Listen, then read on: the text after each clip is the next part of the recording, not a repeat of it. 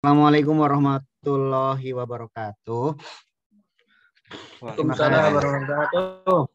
Ya, terima kasih teman-teman yang sudah masuk ke Zoom dan salam kenal kembali bagi yang baru kenal. Selamat bergabung kembali teman-teman yang pernah bergabung di kelas-kelas sebelumnya. Ada kelas jurnalistik, kelas Darus Ramadan, lalu opini, lalu sebelumnya yang terakhir itu kelas apa ya? Kelas opini ya. Editing juga pernah. Ini seperti sebelumnya banyak rekomendasi dari Jawa Tengah, Cilacap dan juga Jawa Barat. Mohon diikuti dengan baik ya, yang rekomendasi ya dari Lampung juga. Udah kita ajak-ajak, tiba-tiba aduh cuma setengah pertemuan gitu, itu akan mengecewakan yang mengajaknya gitu. Dan sekali lagi yang belum mengenal saya, mungkin yang masih baru, perlu nggak kenalan-kenalan ya? Perlu ya. Saya Kendi Setiawan, salah satu editor dan penulis berita di NU Online. Bantu juga di nukar.id ya. Websitenya Nukar Lazisnu. Kadang-kadang nulis dan ngirim berita video untuk TV 9 Surabaya. Dan juga kadang-kadang bikin bantu-bantu KIIP. Tapi udah lama nggak diajak bantu nih. Ya itu untuk yang belum kenal ya. Kalau yang udah kenal, salam kenal kembali. Kang Iip mungkin suaranya bisa dicoba masuk nggak? Halo? Tes 1, 2, 3. Ya. Bismillah. Ya, ini adalah Kang Iip. Katanya kalau tes pakai bismillah kan? Oh gitu Jangan ya? 1, 2, 3 lagi katanya. Oh, Iya. bismillah. Kalau bagus alhamdulillah katanya. Oke, bismillah. Alhamdulillah. Oke. Ini suaranya sudah bagus. Bismillah. Oh, bagus-bagus. Bismillah. Alhamdulillah. Bismillah, bagus-bagus. Alhamdulillah. Oke. Gitu caranya. Ini ya. Iya. Dan itu kata Ki Zainal Kapiak. oh gitu, luar biasa. Ya, dan saya juga mengajak teman-teman yang mungkin baru siang atau sore ini saya kasih tahu agar ikut di kelas ini karena mereka biar lebih dalam lagi kita memang memfasilitasi sesungguhnya teman-teman kontributor yang selama ini sudah menunjukkan hikmahnya gitu, tapi biar lebih mendalam lagi. Jadi ada variasi-variasi keilmuan dalam penulisan gitu supaya mereka nggak buntu tentang hanya tentang nulis hard news saja gitu. Siapa tahu mereka tidak terlalu bagus di hard news tapi ternyata bisa mengolah tulisan fragmen atau sejarah ketika datang ke pesantren atau ke kiainya bisa menemukan kisah yang bisa ditulis lebih mendalam. Nah, selamat bergabung kembali semuanya. Terima kasih dan kelas ini rencananya 4 pertemuan. Di sini juga ada redaktur NU Online Lampung nih, Kang Iip. Mungkin udah kenal juga ya di grup network ya, Mbak Ila Fadila Sari. Beliau juga penulis, nanti bukunya akan meluncur di Muktamar. Saya ajak supaya ikut mengawasi ini teman-teman kontributor Lampung yang udah kita ajak, apakah mereka masuk atau enggak gitu kan. Jadi biar rasa tanggung jawab untuk mengikutinya dari teman-teman kontributor Lampung itu lebih kuat lagi dengan hadirnya Mbak Ila gitu. Jadi akan belajar bersama juga, nanti juga mungkin boleh sharing gitu ya. Nah, di 4 pertemuan ini target minimalnya adalah membuat tulisan yang lebih baik atau utuh setelah di akhir setelah 4 pertemuan gitu. Kalau ternyata teman-teman mulai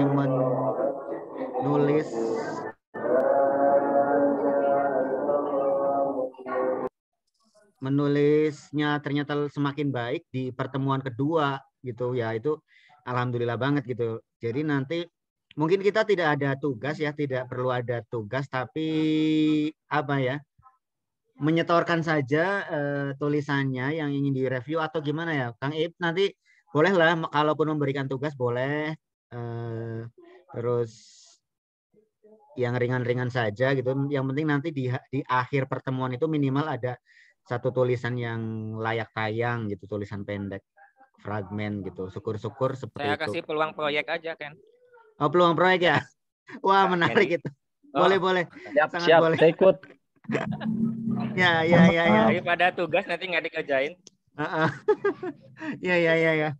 Dan Kang Iip ini sudah sangat berpengalaman.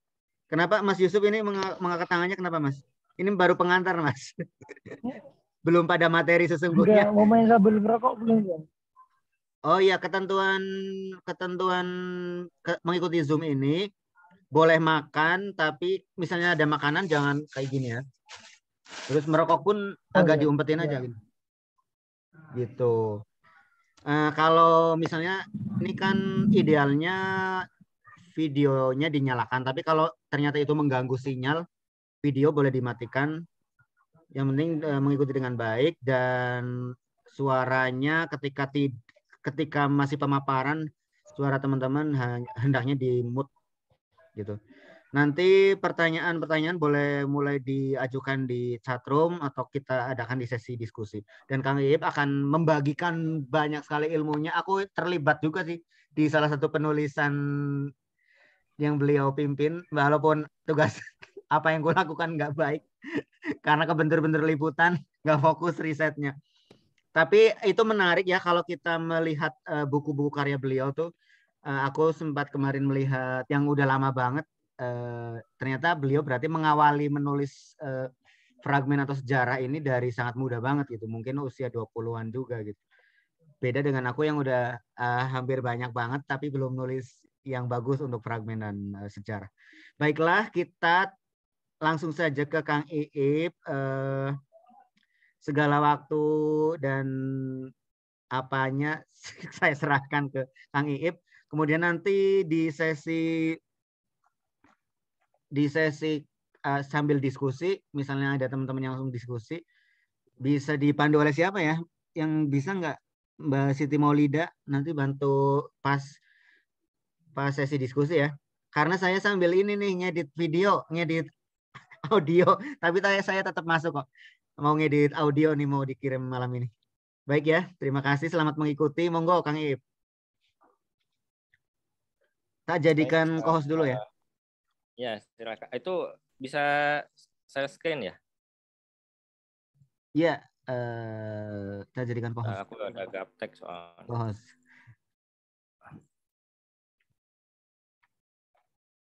Ya, udah jadi co-host, bisa share screen. Oke, sebentar. Baik, sambil jalan aja. Bismillahirrahmanirrahim. Assalamualaikum warahmatullahi wabarakatuh.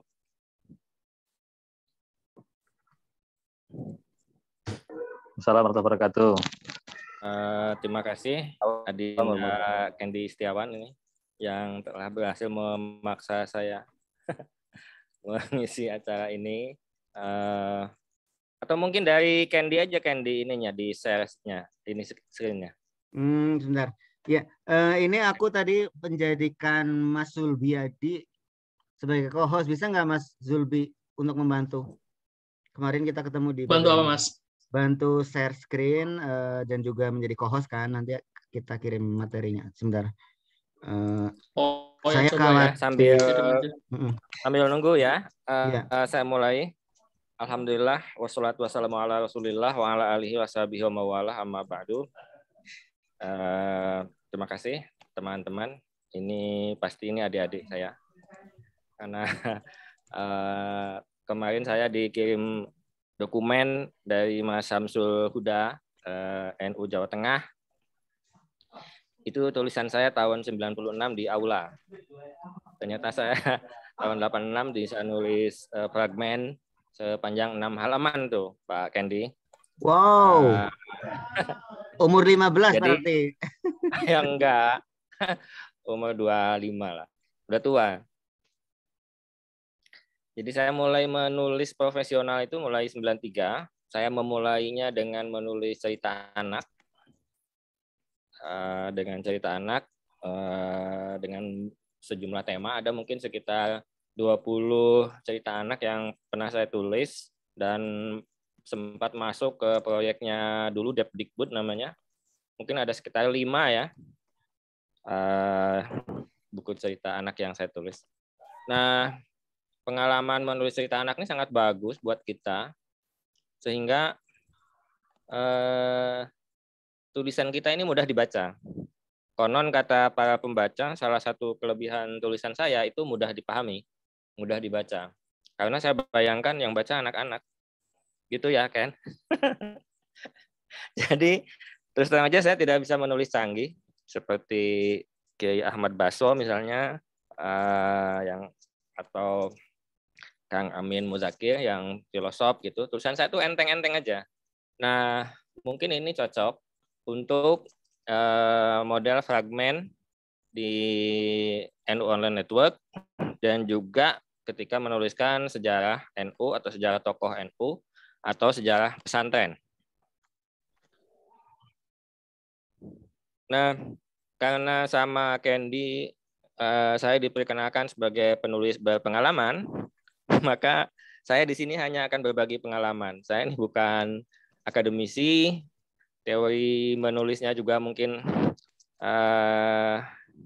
agak kacau ya, karena saya lebih banyak otodidak, sehingga nanti saya hanya akan berbagi pengalaman, dan mudah-mudahan kawan-kawan bisa mengambil sesuatu dari pengalaman saya itu.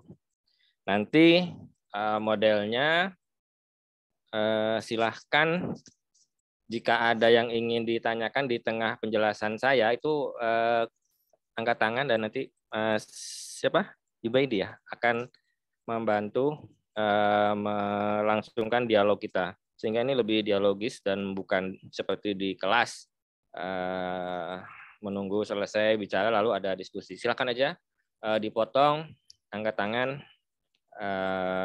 supaya kita agak gayeng ya malam ini, bisa diskusi dengan hangat dan apa yang ingin ditanyakan atau yang diharapkan oleh kawan-kawan itu bisa didapatkan. Malam ini saya akan fokus kepada menentukan sudut pandang.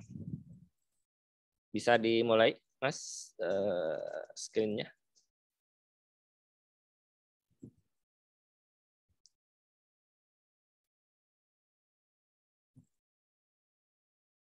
Teman-teman sudah muncul belum ini? Yang ini? Belum, Pak. Belum. Oh, belum ya? Sebentar. Kayaknya sudah muncul, ini stop screen.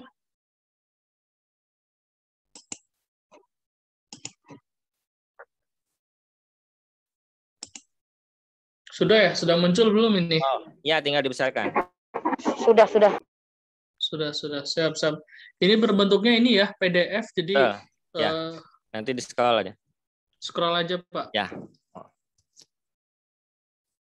Tinggal di maximize. Siap. Dah. Baik. Jadi saya cukup tua ya. Saya sama Mas Safik mungkin lebih tua setahun deh kayaknya. Saya ikut NU Online sejak awal di Mas Munim. Cuma ini lagi saya cari-cari kartu wartawan NU Online yang awal itu belum saya dapat nih. Untuk bukti. Nanti dikira Candy bohong saya.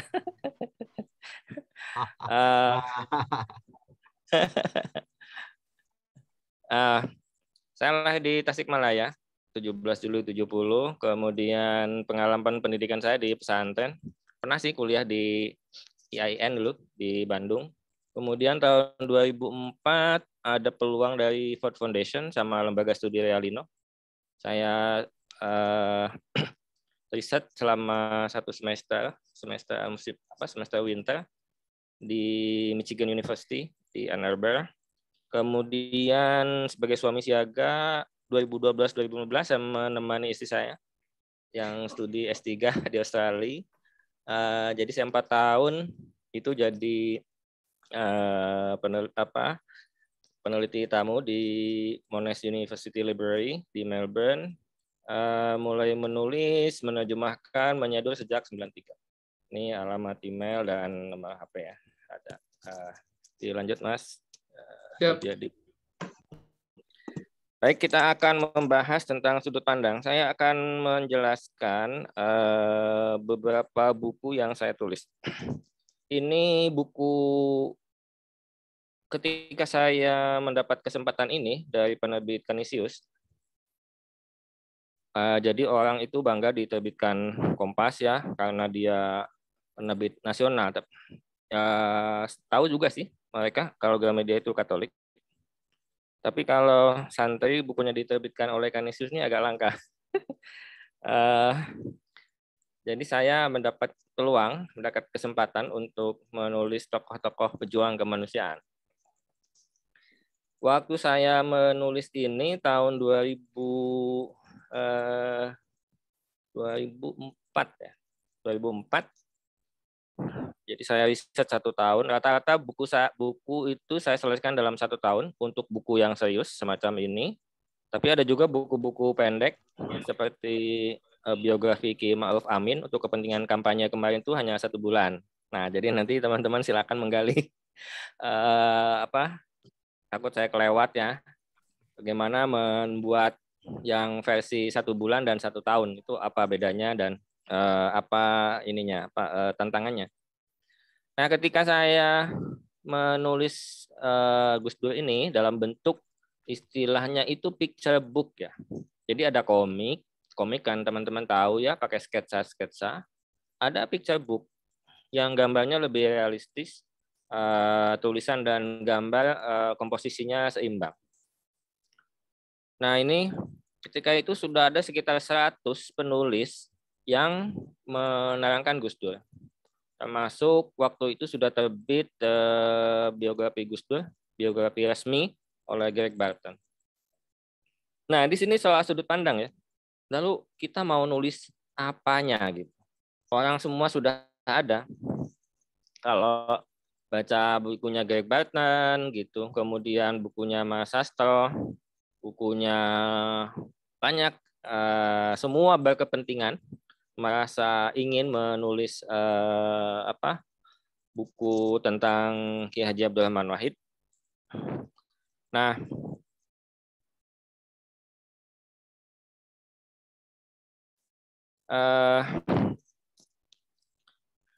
maka kemudian waktu itu saya cari sudut pandang apa yang belum digunakan oleh 100 buku tentang Gus Dur itu. Kalau sekarang lebih banyak lagi. Kawan-kawan akan lebih sulit lagi mencari sudut pandang.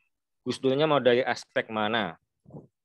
Aspek humornya sudah diambil, aspek kritisnya sudah diambil, aspek politik, aspek wali. Sudah ada kan? Mas Saifullah Amin tuh sudah menulis buku khusus Gus Dur wali. Aspek sebagai bapak, sebagai orang tua, sebagai presiden, dan banyak. Nah, saya melihat dari ratusan buku itu belum ada yang menjelaskan Gus Dur untuk anak-anak.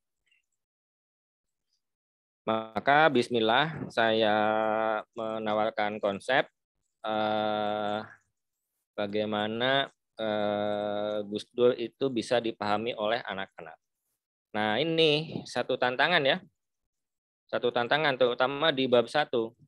Kalau bab 3 kan sudah kita ketahui ya. Jadi saya bagi buku ini dalam 3 bab. Kalau teman-teman buka YouTube bisa dicari di Wahid Institute, itu ada sudah di YouTube kan ya semua gambarnya tapi teksnya dihilangkan. Itu mungkin bisa dilihat nanti di YouTube-nya Wahid Institute. Jadi buku ini sudah ditayangkan di situ. Nah, bagian pertama itu masa kanak-kanak. Bagian kedua ini masa belajar dan masa remaja, masa pertumbuhan. Dan ketiga masa perjuangannya. Sampai jadi presiden, kemudian sampai berhentikan oleh MPR, sidang istimewa MPR. Nah, ternyata ini kosong ya.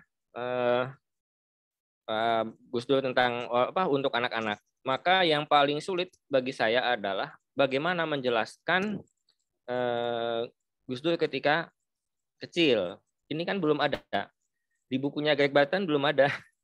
Di bukunya yang lain-lain juga belum ada. Maka saya mulai merangkai, kemudian ada sedikit menciptakan adegan sesuai dengan informasi yang ada. Kemudian pelan-pelan menjelaskan sampai kemudian misalnya bagian yang paling tragis di bagian ini adalah ketika kecelakaan tahun 53 Itu kita gambarkan dengan dramatis. Ini karena cerita anak-anak, jadi bisa lebih dramatis. Dan belakangan saya tahu ya, kawan-kawan, ada kiai di Sumedang, namanya Kiai Idad Istiqdad. Ini ada peserta dari Sumedang ya di sini. Ketua PCNU sekarang nih, Ajengan Idad, Kiai Idad. Beliau ini putranya Kiai Falah. Kiai Falah ini Ketua NU Sumedang tahun 53. Dialah yang mengundang Kiai Wahid Hasyim ke Sumedang. Kiai Wahid Hasyim ke Sumedang, dan kemudian terjadi kecelakaan di Cimahi. Dan kemudian Kiai Wahid Hasyim wafat di Rumah Sakit Boromius. Trauma itu ternyata sangat dalam ya bagi Gus Dur, bahkan sampai beliau ketika menjelang wafat ya, setelah sepuh gitu. Nah, Pak Idad ini ceritanya sowan karena dia sebelum menjadi ketua PCNU adalah ketua DPC PKB Sumedang. Dia sowan didampingi Mbak Yeni waktu itu. Sowan kemudian bilang ke Gus Dur, tadinya dia mau nostalgia. Gus, saya Idad dari Sumedang. Dulu ayah saya yang mengundang Ki Wahid ke Sumedang. Apa coba jawaban Gus Dur ketika beliau dalam posisi Ketua Dewan Suro PKB saat itu? Kata Gus Dur, oh bapak kamu yang undang bapak saya, yang menyebabkan bapak saya meninggal. Jadi bisa dibayangkan ya, traumanya Gus Dur itu tidak pernah hilang. Sampai ketika beliau sudah sepuh pun masih gitu ya. Ada kekesalan gitu. Karena bapaknya diundang ke Sumedang dan kemudian ada kecelakaan di Cimahi. Jadi itu ketika kita menulis satu tokoh, satu tema yang sangat umum, yang sangat populer, misalnya sekarang nih mau menulis sosok Gus Yahya dan Ki Said, itu sudah sangat populer kan, dua tokoh ini. Sudut pandang apa? Nah, yang mau ditulis. Dalam konteks ini dalam Gus Dur ini saya memilih bagaimana menjelaskan Gus Dur untuk anak-anak. Bahasanya ringan, kemudian tanpa mengurangi kedalaman materinya. Itu ya. Ini untuk tokoh yang sudah sangat populer, dikenal oleh publik secara nasional dan internasional, kita harus menemukan sudut pandang yang belum diambil oleh satupun penulis yang lain. Baik, dilanjut Mas. Yang kedua, ini buku Ajengan Cipasung, biografi Ki Haji Muhammad Ilyas Sohiat. Ketika saya mulai menulis ini tahun 2005, buku ini terbit 2006 oleh LKIS, lalu cetak ulang kemarin oleh Alif, penerbit Alif ID. Baru ada satu biografi Ki Ilyas. Jadi baru ada satu. Maka saya punya kewajiban untuk menjelaskan siapa sih Kiai Ilyas ini, supaya publik di tingkat nasional itu lebih mengenal beliau. Kemudian apa julukan yang paling pas untuk memperkenalkan beliau ke panggung nasional? Nah, saya mulai menggunakan istilah ini, saya pakai judul Ajengan Cipasung. Biografi Ki Haji Muhammad Ilyas Sohiat.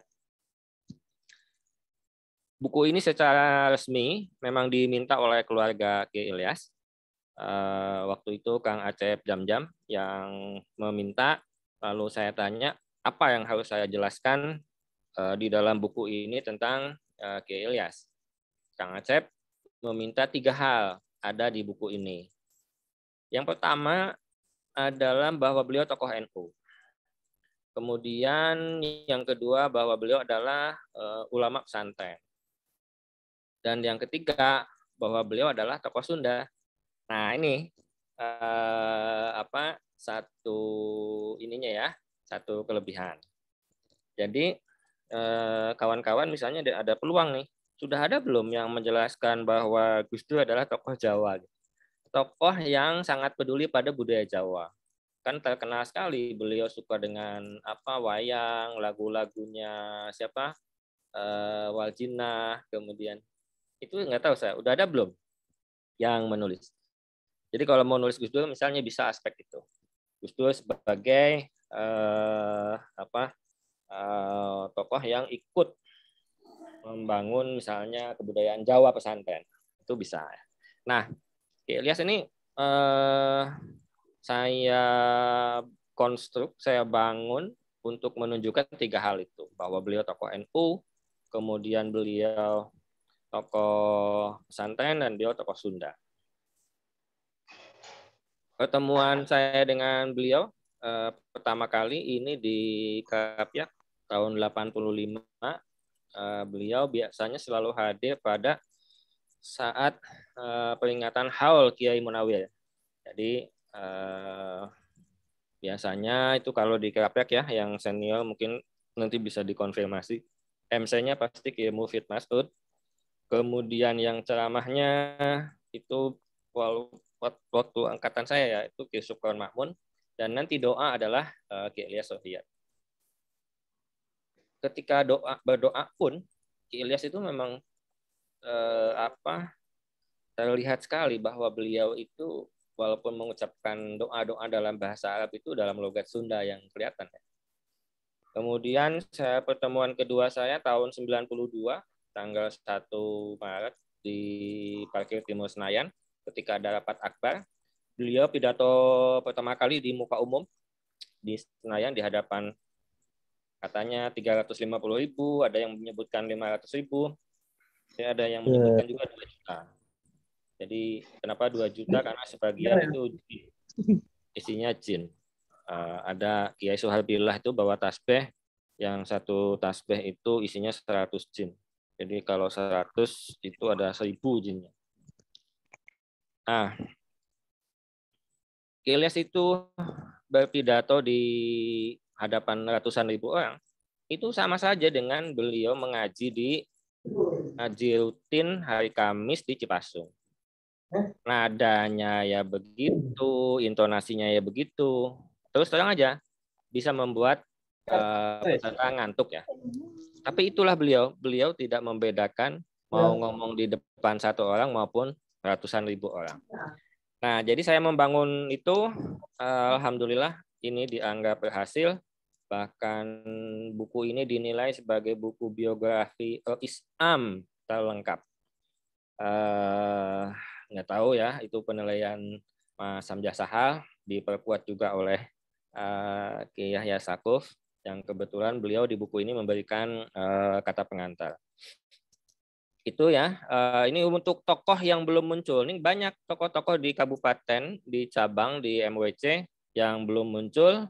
Itu dimunculkan, berarti anggap saja publik belum tahu siapa tokoh ini. Beda tadi dengan Gus Dur ya. Kalau Gus Dur itu kan orang sudah pada tahu. Ini apa lagi ini yang dijelaskan? Nah, saya menjelaskan Gus Dur untuk anak-anak. Gitu.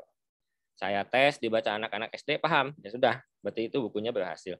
Nah, untuk Kiai Ilyas ini, orang belum banyak tahu. Maka saya jelaskan dari awal. Dari awal, gitu, tertib. Kemudian saya mulai menjelaskan Tasik, Galunggung, Cipasung, terus sampai beliau nanti puncaknya Muktamar Cipasung. Tuh. Jadi ini urutannya apa baku ya. Urutannya tuh biasa gitu. Karena publik memang belum banyak tahu tentang beliau. Baik, selanjutnya Mas, yang ketiga. Nah, ini ajengan lagi. Ini buku ini tidak terlalu tebal, 100 sekian halaman, tidak lebih tebal dari buku Cipasung tadi. Tapi buku ini butuh waktu 1,5 tahun. Kenapa? Karena bayangkan, yang membahas ajengan Sukamana atau peristiwa Sukamana, ini sudah ada 3 disertasi. Itu 3 disertasi di Cornell University. Ada Hari J. Benda, kemudian ada peneliti dari Kanada, dan satu lagi peneliti dari Jepang, Aiko Kurosawa. Yang Bu Aiko ini yang paling lengkap. Nah, dan Bu Aiko melakukan riset langsung ke Sukamana. Dia tinggal di Sukamana lebih dari 3 bulan. Masih ketemu dengan saksi-saksi, dengan santrinya langsung Ki Haji Mustafa. Jadi dia riset tahun 80-an ya. Jadi masih banyak saksi mata yang bisa memberikan penjelasan. Lalu skripsi, tesis di UIN, di IAIN, di UIN Bandung, di UIN Jogja, di Jakarta, buku-buku tentang perjuangan masa Jepang pasti menyangkut ini. Jadi apa ya yang mau saya jelaskan? Dari ini butuh waktu lama untuk saya menentukan sudut pandang. Saya sudut pandangnya apa dalam menjelaskan Ajengan Sukamana?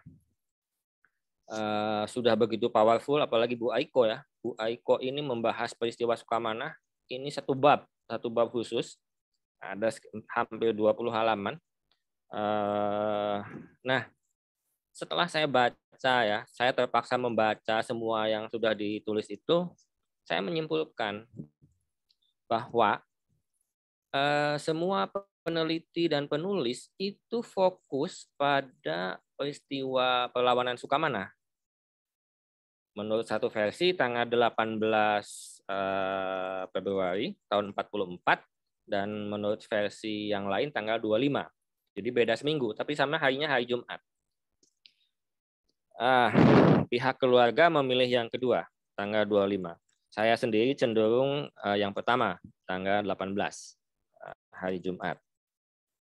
Nah, saya melihat peristiwa Sukamana ini atau sosok Ki Haji Zainal Mustafa ini istilahnya apa? Di squeezing ya, dipadatkan gitu. Sehingga orang itu hanya fokus pada perlawanannya saja. Pada sosok Ki Zainal Mustafanya sendiri itu abai gitu. Nah, maka dari itu setelah saya telaah itu saya memutuskan bahwa saya akan menjelaskan beliau sebagaimana adanya sebagai manusia. Sebagai orang yang hidup, tumbuh, dan berkembang, membuka pesantren, dan lain-lain, bahwa pada tanggal 18 Februari tahun 44 mengalami peristiwa perlawanan. Itu hanya satu hari aja dari hidupnya gitu. Sementara ada masa kehidupan lain 40 tahun lebih yang juga perlu digali. Memang saya menyesal sekali karena ketika saya menulis ini 2 tahun yang lalu, sudah tidak ada saksi mata, di keluarga juga tinggal cucu yang semuanya tidak mengalami langsung, tidak melihat langsung, hanya punya informasi katanya, kila wakola. Begitu juga kiai-kiai pesantren yang dulu pernah mengaji di Ki Zainal Mustafa, menurut hitungan saya alumninya lebih dari 1.000 orang. Dan kalau setengahnya itu membuka pesantren, itu sudah generasi kedua. Jadi yang langsung mondok kepada beliau ini sudah tidak ada, sudah wafat. Jadi sudah kehabisan narasumber. Tetapi alhamdulillah dengan informasi yang ada, mengais-ngais informasi yang ada, itu bisa saya menampilkan beliau. Jadi buku ini dibagi dalam 3 bab juga. Bab pertama kehidupan beliau di Sukamana, kemudian bab kedua perlawanan Sukamana, dan yang ketiga, jadi kalau kawan-kawan nanti baca sejarah Ajengan Sukamana, perlawanan Sukamana, semua penjelasan itu berhenti setelah beliau ditangkap. Semua berhenti. Nah, saya memperpanjang. Jadi setelah ditangkap tuh bagaimana? Nah, saya mendapatkan informasi yang sebagai novelty di riset saya dan masuk dalam buku ini. Jadi setelah kemudian ketahuan bahwa beliau di sidang militer dan dihukum mati. Kemudian ditembak mati di Ancol. Itu ya sudut pandang bagi tokoh yang sudah sangat terkenal, bahkan ini di dunia internasional. Sudut pandang apa yang belum? Pasti ketemu. Baik, dilanjutkan. Sayangnya satu lagi. Ini untuk fragmen ya. Ini tulisan di Eno Online tahun 2019. 9 tokoh NU bergelar pahlawan nasional. Ini di Eno Online. Kan kita punya hak untuk mengolah ya dari Eno Online untuk bahan di subdomain, karena saya di Jawa Barat, nah saya butuh sudut pandang supaya punya stressing. Nah, maka kemudian saya ambil satu sudut pandang dengan menonjolkan tokoh yang dari Jawa Barat. Nah, coba di scroll ke bawah. Nah, ini ketika kami muat di Jawa Barat, di sini Ajengan Sukamanah di antara 9 pahlawan nasional dari NU. Gitu. Sehingga ada memang di bagian Ki Jenderal Mustafa itu diperpanjang oleh redaksi, diperpanjang sehingga orang mendapat penjelasan. Tapi dari sumber yang ada di NU Online Pusat, ini kita bisa olah dengan sudut pandang yang sesuai dengan posisi subdomain kita. Nanti di Jawa Tengah apa, di Cilacap misalnya nanti Kiai Muslih berhasil diusulkan, nah itu bisa stressing ke Kiai Muslih, misalnya Karang Suci, itu. Mungkin sebagai pengantar, itu yang ingin saya sampaikan. Silahkan, karena kawan-kawan tidak ada yang motong saya, silahkan kita diskusi sampai nanti waktunya habis. Terima kasih. Wassalamualaikum warahmatullahi wabarakatuh. Waalaikumsalam warahmatullahi wabarakatuh. Waalaikumsalam warahmatullahi wabarakatuh. Kembali lagi Pak Kendi ada? Atau ada yang langsung Ya, tanya? halo. Ya. Ada ayam Mas, Ya. dipandu aja untuk Saya. sesi diskusinya. Ya, aku lagi ngedit Kendi lagi suara. sibuk ya. Oh Ya. ya, siap. Ya. Baik, langsung saja kepada sahabat-sahabat yang ingin bertanya langsung aja. Nanti Boleh saya Pak, ini saya kan. Pak. Siap, Boleh, Pak, silakan saya. dari Mbak Mubayanah ya. Silakan Iya, Mbak Mubayanah. Oke, bismillahirrahmanirrahim. Assalamualaikum warahmatullahi wabarakatuh. Dari mana dulu Mbak sebutkan dan dari ini. Saya itu serabutan Mas. Dari mana aja? Nggak, saya biasanya kalau ngirim berita sih langsung ke NU Online lewat Pak Kendi. Jadi kalau ditanya domainnya di mana, kalau di pusat saya tulisannya sedikit, kalau di Jakarta Pusat juga tidak. Gitu. Asalnya saya di Jakarta Pusat, tapi Di kalau Fatayat ngirim berita ya? biasanya langsung ke Pak Kendi. Di Fatayat sama Bergunu ya? Saya di Kesibukannya. Fatayat sama Bergunu. Ya. Hei, halo. Aduh, siapa ini? Di-mute saja. Di-mute. Oke. Siap, sudah di-mute Langsung sudah. saja Kang Iip, saya mau nanya, saya tertarik di kelas ini itu karena ilmu yang saya punya saya itu pengen nulis tokoh yang menurut saya juga terkenal, tapi beliau itu kalau untuk tokoh NU tidak seterkenal tokoh-tokoh NU yang sudah ada, tetapi ada hal yang menarik dari beliau yang pengen saya angkat beritanya gitu. Itu bagaimana? Atau di kelas ini apakah diperuntukkan kita nulis tokoh-tokoh NU dari sudut pandang yang berbeda, atau bisa kita untuk ilmunya kita terapkan nulis tokoh-tokoh bukan hanya tokoh NU saja. Begitu Kang Iip, mohon penjelasannya. Terima kasih. Assalamualaikum warahmatullahi wabarakatuh. Baik. Waalaikumsalam warahmatullahi wabarakatuh. Terima kasih Mbak Mubayanah. Langsung aja ya. Langsung Ya, biar langsung kita saja Pak. bukan aja ya. Baik. Terima kasih Mbak Mubayana. Tentu saja pengetahuan yang didapat dari sharing kita ini bisa dipakai menulis siapa saja. Nah, tadi menarik ya, bahwa ada tokoh yang sebetulnya NU, tapi tidak sekenal tokoh yang lain. Itu justru penting. Penting dalam artian, ini penting supaya orang lain mengenal bahwa tokoh ini NU.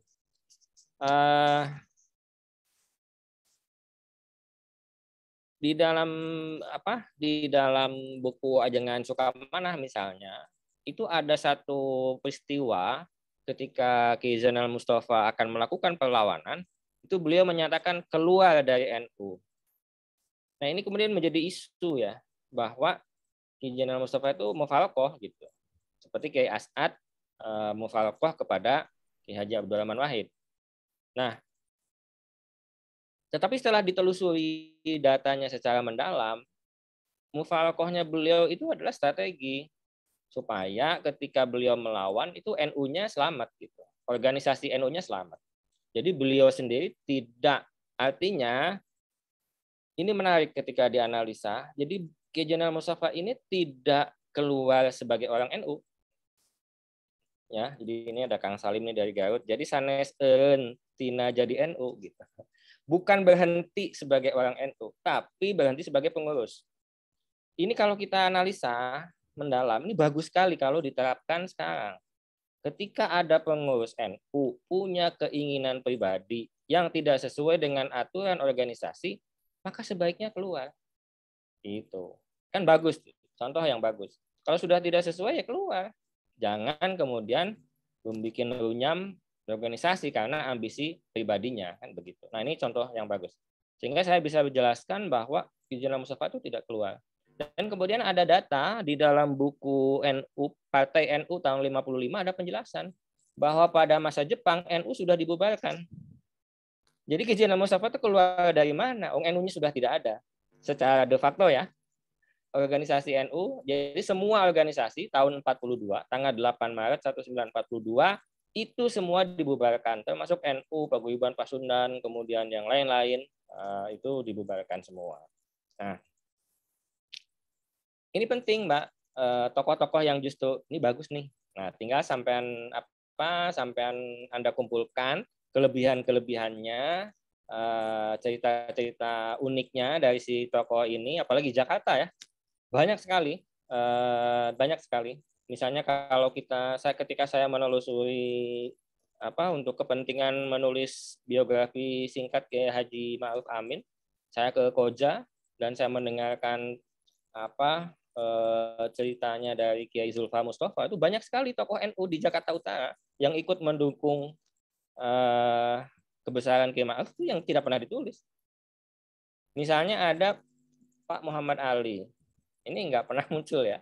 Beliau ini bapaknya Surya Dharma. Ini yang dulu itu istilahnya maisenas ya. Yang ngoni kegiatan-kegiatan itu, yang Ansor, yang Hipnu, yang itu ini bapaknya Surya Dharma ini. Ini kan nggak pernah diangkat. Nah, jadi betul, silakan Mbak itu diangkat tokoh-tokoh itu sebaik mungkin kalau ada persinggungannya dengan NU ini diangkat, dimunculkan supaya ini bisa memperkaya misalnya untuk kepentingan ya bahwa NU ini tidak Jawa sentris, ada Betawinya, ada Sundanya, ada Lampungnya, ada Bantennya, ada macam-macam. Begitu ya, Mbak Mubayana. Silakan yang lain. Ya. Terima Salim kasih, ya. Pak Iip. Ya, sama-sama. Baik, dari Pak Salim dari Garut, silakan. Pak Salim sudah raise hand. Silakan Ya, on mic. Siap. Assalamualaikum, Kang Iip. Ya, Dama. ya saya. Alhamdulillah. Ini Kang terkait dengan tadi apa yang disampaikan oleh Kang, ya untuk menulis biografi itu kan butuh berbagai macam data ataupun informasi, khususnya yang memang tokoh-tokoh yang memang sudah cukup lama.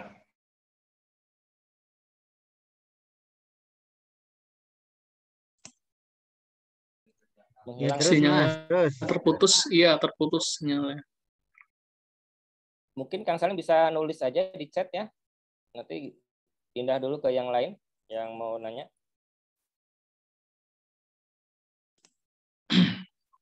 Ya Pak, Kang Yusuf Ya, atau siapa? Terputus Pak. Ya, Kang Salim nanti nyusul masuk lagi atau nulis aja di chat ya. Malum beliau di selatan ya. Sinyalnya takut kalau ke Garut.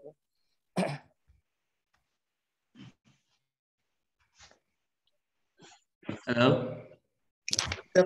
Silakan tersambung lagi Pak Iip. Oh ya udah, silakan. Gimana ini? Ini di selatan ya. Sinyalnya terus stabil di sini. Ya, silakan. Data ya, soal data ya, terus gimana? Ya.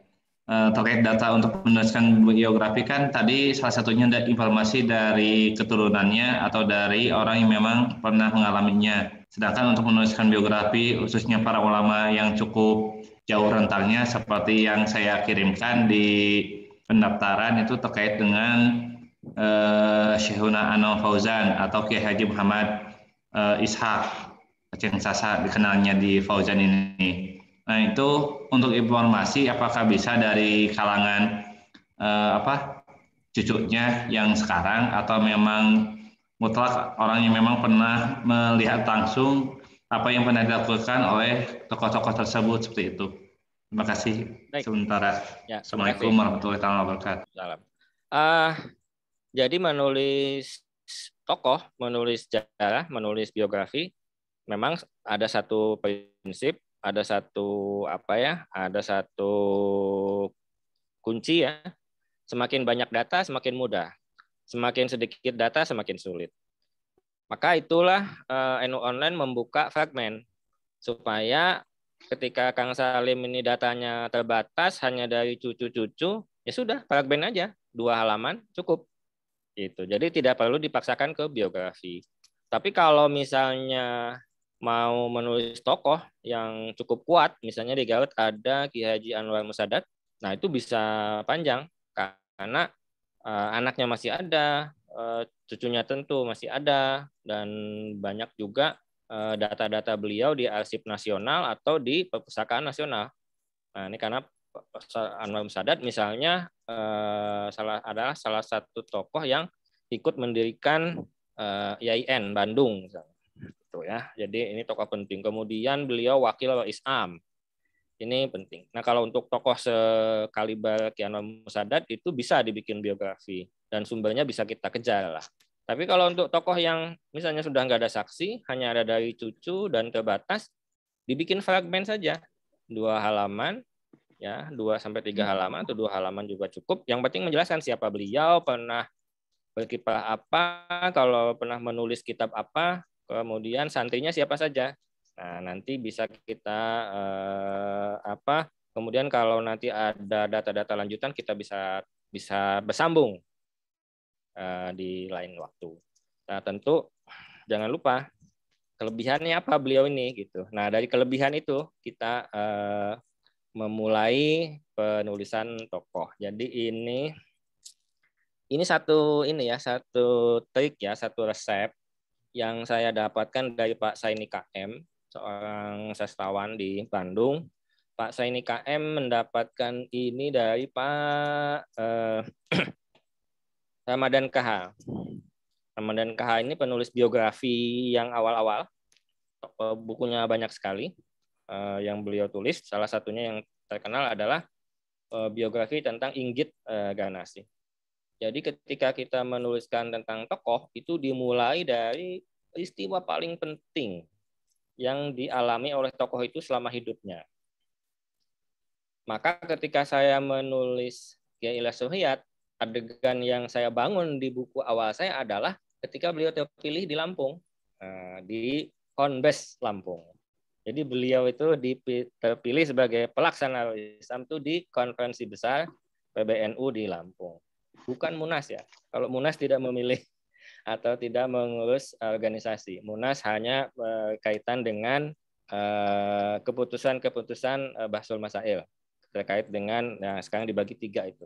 Makanya kemarin saya tulis di NU Jabar online di NU Jabar itu kenapa Munas lebih terkenal dari Konbesnya. Padahal jadi kalau sekarang ditanya Ki Ilyas tuh di pertama kali jadi Islam kapan? Setelah Munas Lampung. Itu refleks ya. Padahal beliau dipilihnya dalam forum Konbes. Baik, yang lain silakan. Coba, Assalamualaikum. Boleh? Waalaikumsalam. Siap, silakan Mas Rudi. Iya, dari Garut. Assalamualaikum warahmatullahi wabarakatuh. Waalaikumsalam. Waalaikumsalam.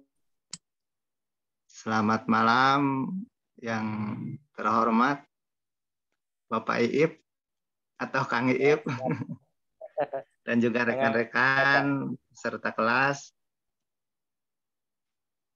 Yang saya tanyakan yang pertama, kebetulan ini kan peserta kelas fragmen sejarah tokoh pesantren dan kiai-kiainya.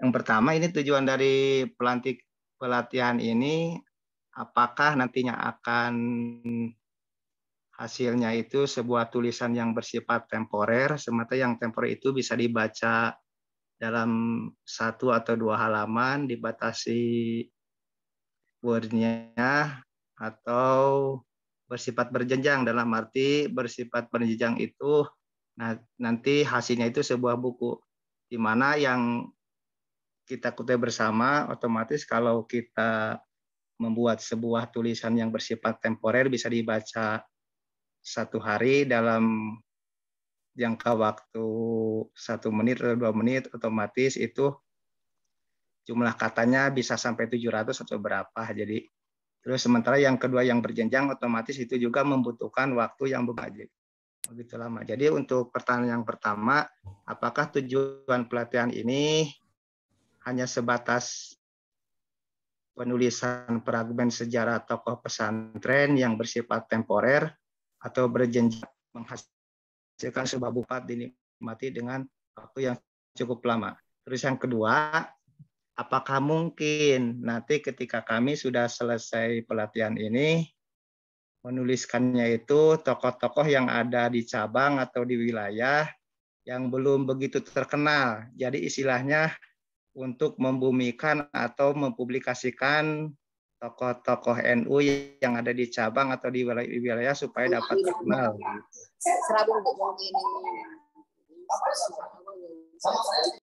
Untuk sementara itu kan ya pertanyaannya. Baik. Nanti insya Allah dilanjutkan. Ya, baik. Terima kasih, Audi. Langsung saya jawab. Untuk tujuan ini berjenjang ya. Kalau saya sih tergantung kawan-kawan.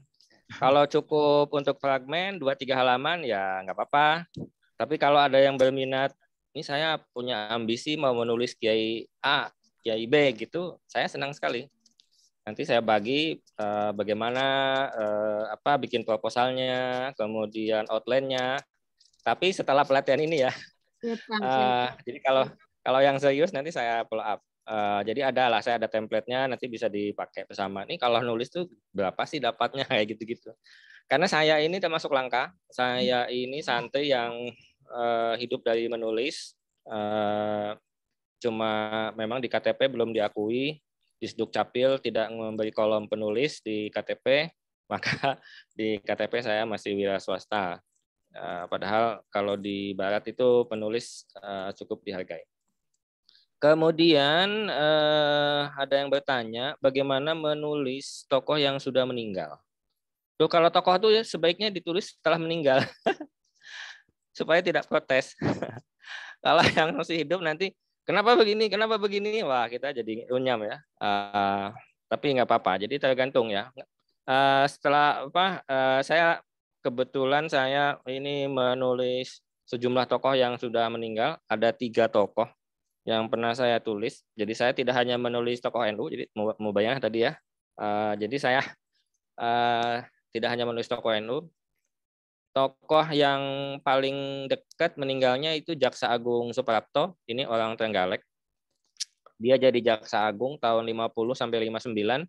Meninggalnya tahun 62. Saya menulisnya tahun 2003, setahun setengah itu, 2003. Apa ininya, kendalanya ya dari mana saya mendapatkan data, mendapatkan sumber untuk tokoh sekaliber Jaksa Agung, saya menemukannya di Perpustakaan Nasional dan Arsip Nasional. Jadi saya bisa rekonstruksi perjalanan beliau dan dari penjelasan keluarga. Jadi kalau udah meninggal malah lebih enak ya menulis tokoh itu. Kemudian tokoh kedua yang saya tulis itu meninggalnya tahun 45, tanggal 20 Desember tahun 45 jam 8 pagi di Pantai Mauk, Tangerang. Nih ada orang Tangerang kan? Di Pantai Mauk, Tangerang, namanya Otto Iskandar Dinata. Saya menulisnya mulai tahun 2005-an lah, terbit 2008. Lalu beberapa tahun yang lalu saya menulis tokoh yang meninggalnya tahun 1910. Tahun 1910. Ini bisa saya rekonstruksi karena beliau tokoh penting, beliau adalah pendiri Bank Rakyat Indonesia di Purwokerto. Dulu namanya Bank Priayi, sekarang ada ya di daerah yang ada jual soto Banyumas itu di Purwokerto itu ada museumnya. Nah, dari mana datanya diambil? Ya dari Arsip Nasional. Apalagi sekarang ini sumber online itu sudah mudah diakses. Itu kita manfaatkan betul. Saya sangat terbantu dengan online. Nanti pada bagian mencari data nanti akan kita praktekkan bagaimana mencari data online untuk tokoh-tokoh NU. Jadi sekarang malam ini kita fokus ke sudut pandang ya. Nah, karena tokohnya lama, udah meninggal lama, pasti yang menulis juga sedikit, kecuali Otto Iskandar-Dinata ya, sudah cukup banyak yang menulis. Nah, tapi untuk Jaksa Agung Suprapto belum ada, buku saya buku pertama, kemudian untuk Den Arya, aduh sebentar, Bang Sakara. bukan yang pendiri BRI, saya lupa. Itu belum ada yang menulis, jadi kalau belum ada yang menulis kan kita lebih gampang. Apa saja yang kita tulis pasti dibaca orang. Yang susah itu seperti Gus Dur, waktu kita mau nulis sekarang mungkin udah lebih dari 300-400 judul orang menulis tentang Gus Dur. Apanya udah dibolak-balik, sudah dikunyah gitu. Apalagi yang mau kita tulis. Nah, langsung saya jawab saja. Ini ada di chat. Bagaimana caranya menulis tokoh NU kultural, bahkan tidak terkenal sama sekali, namun sangat berpengaruh di kampung, bahkan menjadi benteng. Nah, ini bagus ini, bagus sekali ya, Kang Rifai Ali. Justru kelebihannya itu sebagai bentengnya itu, jadi misalnya namanya Kiai Muhammad misalnya, Kang Pak ini dari mana?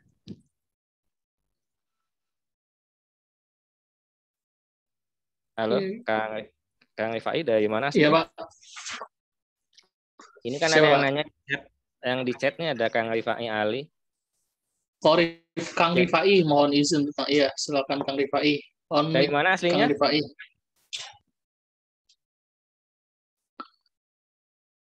Lagi nggak on. Lagi nggak on, Pak. Mungkin, Pak. Ya. Oh, nggak, saya mau nyontoin aja. Judulnya itu daerahnya apa ya?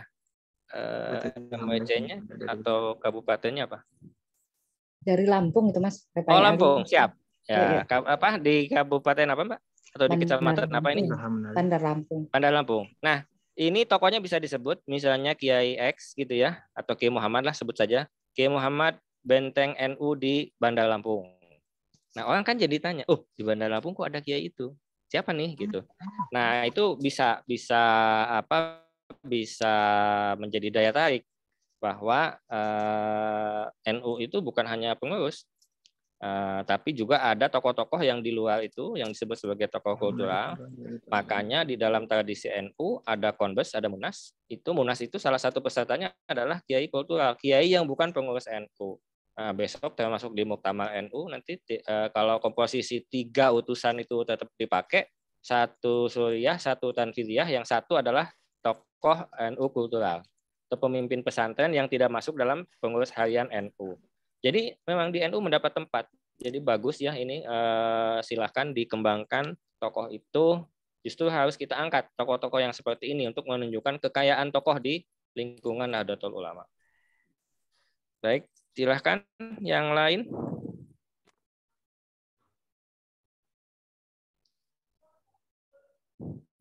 Masih ada yang ingin ditanyakan? Ya, silakan. Baik, izin tanya, boleh? Ya, boleh. Siapa dulu nih? Saya Dirga, Pak Dirga, Ahmad Dirga. Oke, silakan. Saya dari Lombok Tengah, NTB. Oke. Saya mau nanya, silaturahmi. Di sini saya tinggal di saya tinggal di pelosok desa ya kan. Ada satu pesantren besar di sini sekarang, saya sebut besar dibandingkan di desa-desa lain, di pelosok-pelosok lain. Di sini yang paling besar. Pesantren besar ini dulu didirikan oleh seorang tidak sekolah sama sekali sebenarnya. Dia tidak sekolah, dia tidak mondok, tapi dia punya jiwa yang tulus mungkin dulu untuk mendirikan musola di awal-awal. Sampai saat ini, sekarang musola yang dulu sangat kecil itu sekarang menjadi pesantren yang lumayan besar. Dan saya melihat, karena saya sekarang mengabdi di sana, saya melihat bahwa aneh sekali rasanya bila ada satu pondok pesantren besar, tapi tidak dikenal oleh orang-orang, oleh santri barunya, siapa pendirinya dulu. Tapi beliau ini tidak punya peran penting dalam, artinya masyarakat biasa lah. Kalau mau disebut kiai juga bukan, karena orang biasa, cuma punya ketulusan hati dulu untuk mendirikan satu musola tempat anak-anak ngaji begitu. Karena di sini sekarang temanya sudut pandang, saya mohon bimbingan sudut pandang apa yang tepat untuk untuk cerita yang tadi itu kira-kira. Saya juga bingung, beliau bukan tokoh, beliau biasa aja begitu. Ya. Apa yang harus gali? Ya. Oke, terima kasih. Saya mau tanya, tokohnya bisa mudah diajak diskusi nggak? Orang sudah wafat lama. Sudah wafat ya. Tapi masih ada yang bisa menjelaskan beliau. Keturunannya masih ada dan ada 1-2 orang yang menjadi teman berjuangnya dulu. Oke, ya. Baik. Itu bisa menjadi titik awal. Ini justru tugas kita sebagai penulis. Tugas kita sebagai penulis itu. Ketika saya menulis Jaksa Agung Suprapto, itu orang nggak ada yang tahu. Teman-teman pasti nggak tahu. Di sini ada orang Malang nggak? Nah, atau teman-teman pernah ke Malang ya? Kalau kita masuk ke kota Malang, itu begitu kita masuk kota, kita akan masuk sebuah jalan besar. Itu Jalan J.A. Suprapto. Jadi unik ya, karena ada 3 Suprapto sebagai tokoh nasional, ada yang wakil gubernur DKI, ada yang korban 65, ada juga J.A. Suprapto. Jadi namanya khusus, namanya unik. Jalan J.A. Suprapto, Jalan Jaksa Agung Suprapto. Ini jalan besar di Malang. Namanya ada sebagai nama jalan di mana-mana. Kalau di Jawa Timur ada di semua kabupaten, dari Pacitan sampai Surabaya ada. Nah, tapi orang nggak kenal gitu. Bahkan bahwa dia pernah jadi jaksa agung juga orang nggak kenal. Kira-kira sama kondisinya. Justru tugas penulis itu untuk mengangkat itu.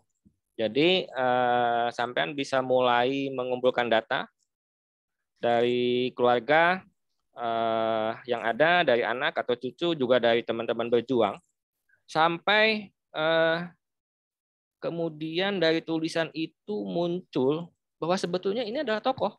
Gitu. Kenapa belum jadi tokoh? Karena belum ditulis. Nanti setelah sampean tulis itu akan muncul bahwa bagaimana ketokohannya, bagaimana ketelatenan dia, kesabaran dia, mengumpulkan jamaah satu demi satu.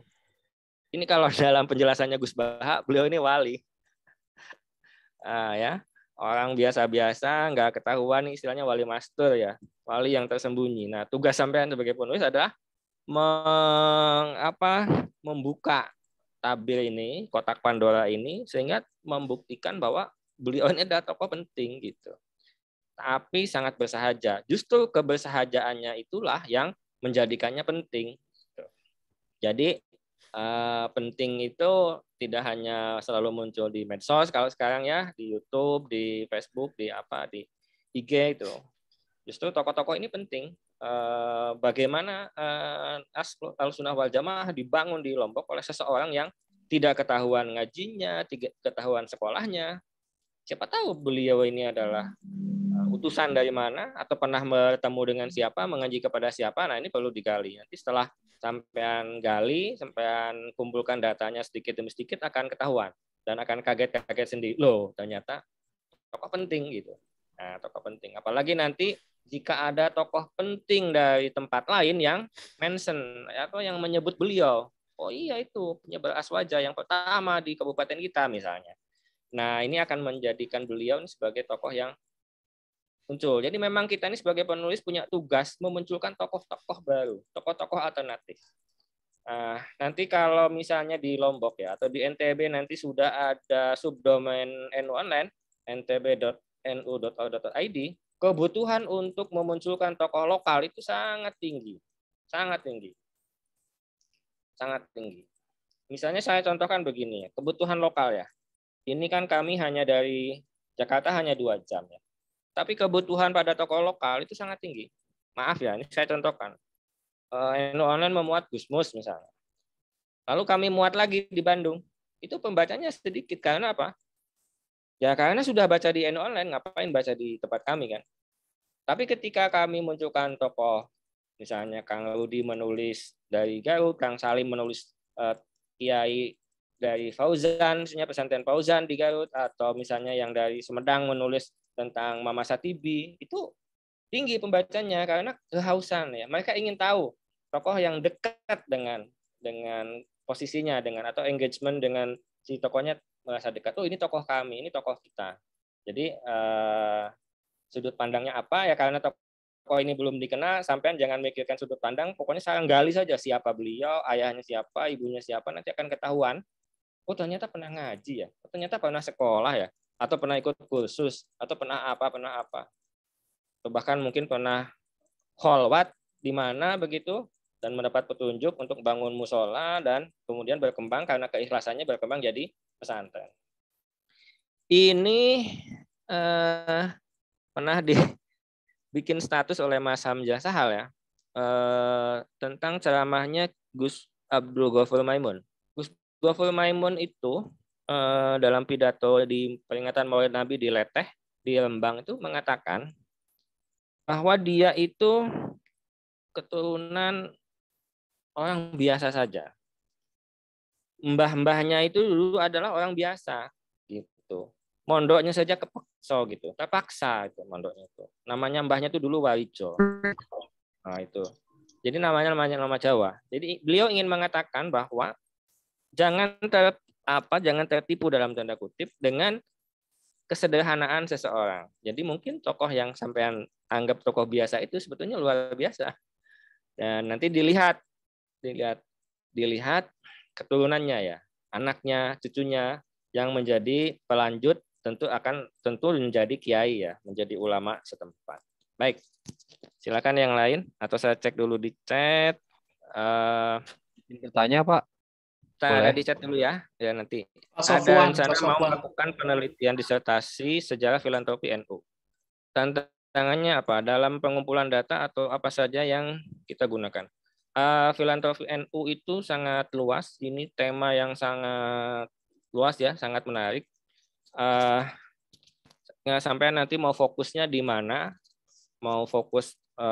Saya sarankan sih nanti masuk ke Lajisnu-nya itu nanti belakangan ya. Karena Lajisnu udah mekanik ya, sudah sangat canggih gitu, sudah ya. Sampai coba masuk ke filantropi yang selama ini tidak tersentuh. Misalnya cari pesantren yang itu menyediakan misalnya ya, pesantren Cipasung di asramanya Kiai Ilyas Suhyat dulu, atau sekarang dilanjutkan oleh anaknya Ibu Ida Nur Halida, itu setiap santri di sana itu mendapatkan nasi. Jadi disediakan nasi karena beliau punya sawah luas, padinya banyak. Jadi santri itu nggak perlu bawa beras, dapat nasi. Tinggal nanti lauknya beli gitu. Nah, itu kan luar biasa ya ininya. Maksud saya masuk dari filantropi yang tidak terdeteksi, yang kemudian istilahnya itu kalau kiai pesantren matematikanya tuh matematika Gusti Allah gitu, nggak terdeteksi kan. Kalau sudah Lajisnu itu bisa dihitung kan, ada warga sekian, satu orang 1.000 atau 10.000 dikali sekian tuh ini sekali. Boleh nanti dalam perkembangannya filantropi NU menjadi lebih sophisticated dan kemudian muncul dalam kepemimpinan Pak Ajat Sudrajat itu sebagai sebuah lembaga yang paling berhasil di PBNU masa Ki Said Agil Siroj misalnya, dengan terbukti WTP dari akuntan independen. Nah itu bisa, itu kajian yang sangat menarik. Hampir semua pesantren ini coba ya dicek ya, hampir semua pesantren yang mahal sekalipun bayarannya itu mereka pasti ada subsidi silang, ada sejumlah santri itu yang mendapatkan beasiswa atau bea santri ada. Itu semakin ke pesantren salaf semakin banyak itu. Coba dicek di Sidogi misalnya. Itu yang ditanggung oleh pondok itu berapa puluh atau berapa ratus. Yang pondok ikut menanggung biaya hidupnya. Ya kan gitu. Dan pesantren nggak mungkin nolak. Dan itu rezekinya ada saja. Nah gimana itu? Itu sampean bisa ini ya, bisa teliti itu. Jadi berangkat dari situ, ambil satu sampel pesantren besar dan pesantren kecil. Mungkin modalnya Pak Zamasari ya, pesantren besar, pesantren kecil, lalu nanti ininya bisa sampai ke Nuker Lajisnu tuh, yang Pak Kendi ada di dalamnya itu, terlibat di dalamnya untuk memblow up informasi tentang Lajisnu. Baik, silakan yang bertanya langsung. Ya. Tadi siapa yang mau nanya langsung? Silakan. Pak Ii, punten. izin bertanya. Arfan, silakan. Pak Arfan. Saya Arfan Effendi dari Kota Tangerang. Siap. Dalam beberapa kali saya riset kan ya, Ya. jurnal dan biografi sejarah ulama tokoh dan di Banten. Cuman memang apa ya, kadang beberapa tuh sumber dan rujukan juga tidak pasti. Maksudnya belum bisa dibuktikan secara ilmiah. Cuman saya sih sudah pernah sekali menuliskan salah satu tokoh ulama Banten. Nanti mungkin Kang Ip kalau misalkan ini boleh, kalau ada keluangan waktu boleh tolong mengecek atau mengkoreksi atau mengkritisi sih sekaligus gitu. Karena saya masih butuh banyak belajar. Salah satu tokohnya itu diantaranya itu Kiai Haji Mas Abdurrahman. Selain memang mendirikan Mataul Anwar, ternyata memang dalam beberapa literatur yang ada di PBNU itu termasuk dokumen-dokumen yang mengabadikan Kongres di Menes. Itu ternyata memang Kiai Haji Mas Abdurrahman pernah menjadi perintis di NU. Cuman memang sumbernya masih banyak versinya Mas, Pak. Ya. Gitu. Kalau misalkan menyikapi itu ya membentuk sudut pandangnya seperti apa ya? Oke. Baik. Ini tokoh Malnu ya? Iya, tokoh Malnu. Ya, tokoh Malnu. Wah, sayang sekali ya, Kiai Hafid Utsman ini sudah wafat, jadi kita tidak bisa mendapatkan keterangan. Bahkan tentang Kiai Hafid Utsman sendiri sudah sedikit sekali orang yang tahu tentang beliau. Beliau tokoh yang kemudian melanjutkan Mas Abdurrahman ini, Kiai Mas Abdurrahman ke PBNU ya. Beliau pernah menjadi pejabat, ketua umum juga, ketua panitia Munas, Konbes, kemudian Muktamar itu ya, beliau langganan. Saya pikir sampean sudah pernah baca laporan Muktamar Menes? Sempet dapet, cuman nggak lengkap. Ya, itu di Pak Satiri itu di lantai 2 itu laporan Menes cukup komplit ya. Cukup komplit, artinya salah satu, kan tidak semua muktamar itu laporannya lengkap. Menes itu salah satu yang cukup lengkap ya, penjelasannya sampai ke laporan keuangan. Jadi misalnya Mbah Hasim nggak sempat datang, tapi beliau itu sudah mengirimkan uang. Nah, ikut menyumbangkan berapa ya? 1.000 ya? 1.000 gulden atau berapa gitu. Iya. Cukup komplit ya, itu bisa dibaca ulang dengan teliti, dan termasuk ya salah satu bukti Menes itu buat saya sebagai penulis Kajengan Sukamana penting, karena itu laporan Muktamar Menes itu mencatat kehadiran Ki Jenderal Mustofa sebagai utusan Tasik, sebagai wakil Isuriah gitu. Jadi Menes ini penting dan menjadi tonggak untuk munculnya Malnu, bagaimana NU berakulturasi dengan paham gitu ya, atau Ahlus Sunnah wal Jamaah yang sudah tumbuh di situ ya, dan tidak ada konflik. Kalau di Tasik konfliknya tinggi. NU dengan Ahlus Sunnah wal Jamaah yang ada lebih dulu tuh konfliknya tinggi kalau di Tasik. Sampai kemudian NU-nya dianggap sebagai agama baru karena cukup keras ya. Nah, kalau di Banten unik. Di Banten malah bisa dengan bagus, bahkan namanya bisa digabung. Bisa jadi Malnu. Ini unik ya, untuk menunjukkan bahwa itu istilahnya kenusantaraan NU. Ini sampai bisa gali itu. Salah satu narasumber yang menarik itu Bang Endin ya. Sampean bisa kontak Bang Endin Aje Sufihara. Beliau masih keponakan sama Pak Hafid Utsman itu. Itu coba nanti saya lihat ya apa yang sudah sampean tanya, saya cek juga. Kebetulan saya dulu punya mahasiswa bimbingan S2. Jadi ya walaupun saya bukan dosen, tapi saya menjadi pembimbing spiritual untuk penulisan sejumlah tesis dan disertasi khususnya yang terkait dengan isu kesundaan dan ke-NU-an. Jadi saya membantu tesis si ini, namanya Budi Sujati. Dia menulis sejarah NU dari tahun 42 zaman Jepang ya sampai 67. Nah, itu menes masuk diungkap, dan dia dapat datanya bagus sekali, dan saya dapat kopiannya sehingga saya punya dokumen menes. Nanti saya bantu cek juga. Jadi di lanjut sama ini Pak, satu lagi, punten satu Iya. lagi, maaf. Kalau misalkan ada bukti-bukti otentik terkait kepengurusan NU di Banten ya, mungkin mohon dibantu Pak. Ya. Karena setelah saya riset itu beberapa sumber itu versinya banyak. Semisal karena kalau di Banten itu dulu pada era 30-an ada Kiai Haji Abdul Latif C. Beber. Nah, kalau generasi keduanya Malnu itu seperti Kiai Haji Muhammad Entol Yasin. Cuman versinya beda-beda gitu. Karena saya pengen mencari satu bukti sumber otentik, semisal kayak, karena di tahun itu ternyata memang Kiai Haji Mas Abdurrahman ini ketika itu sudah menjadi mustasyar. Cuman memang sumber pastinya yang setelah itu nggak ada, karena pasca dari itu Banten menjadi basis DITII gitu kan, dan komunisme gitu. Mungkin itu sih, mohon dibantu Pak Iip. Punten, terima kasih. Wallahul muwaffiq ila aqwamit thoriq. Wassalamualaikum. Tapi kalau soal sudut pandang udah gampang ya, karena tokoh ini belum banyak dikenal, jadi ya udah sudut pandangnya biasa aja. Memunculkan tokoh ini siapa dari A sampai Z gitu, lempeng aja lah. Karena tokohnya belum banyak dikenal, jadi sudut pandangnya tidak terlalu rumit. Nah, karena tokohnya belum banyak ditulis. Tapi insya Allah ada ya.